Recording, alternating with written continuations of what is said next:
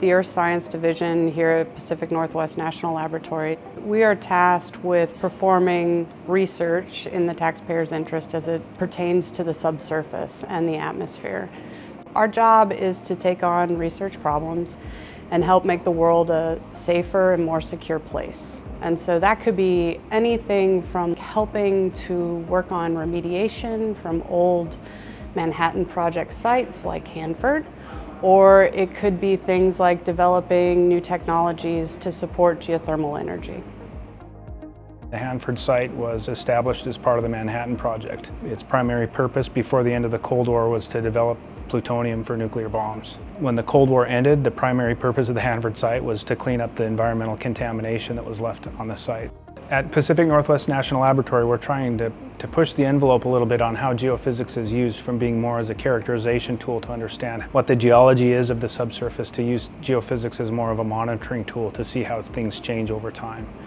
The software we've developed enables us to watch what's happening in the subsurface in real time. And usually, when we do geophysics, you go out to the field, you collect the data, and then you bring it back to the office, and it may take 2 or 3 weeks before you have an actual image.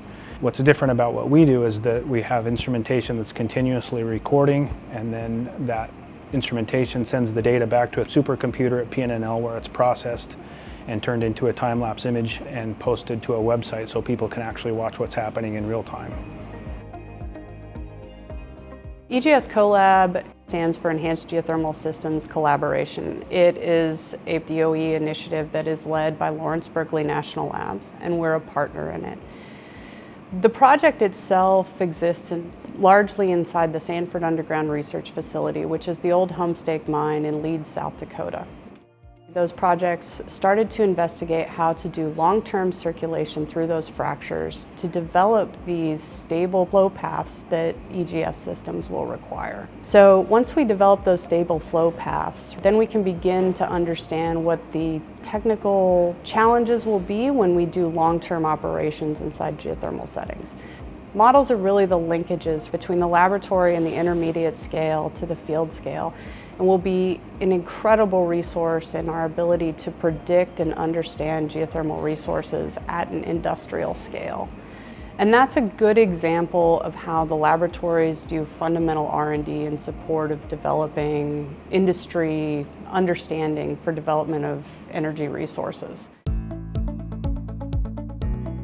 More than half of the U.S. populations live in coastal regions, and with this climate change, rapidly increasing population, infrastructure aging, and some other stressors, so coastal communities are actually exposed to a greater risk of vulnerability under those hazards, which can include floods, droughts, landslide, and also the failure of the infrastructure. Here at PNNL, we have this coastal project with a focus on the Mid-Atlantic region, and the goal of the project is to look at how the flood hazards will be changing in the future climate, as well as some other influences from human systems.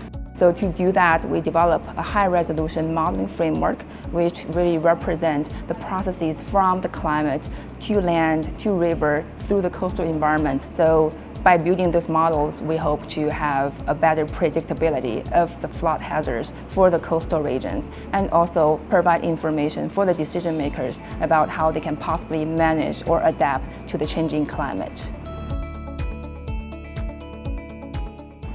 So PNNL built the Rapid Analytics for Disaster Response software suite for the purpose of assessing hazards and damage caused by natural or man-made disasters. Some of the applications of the radar system are to understand where floodwaters may have flooded substations, or where wind events may have taken down transmission lines, or where wildfire has overtaken other critical infrastructure. So everything that we've built in the radar system is in response to community requests as we see them in these various events.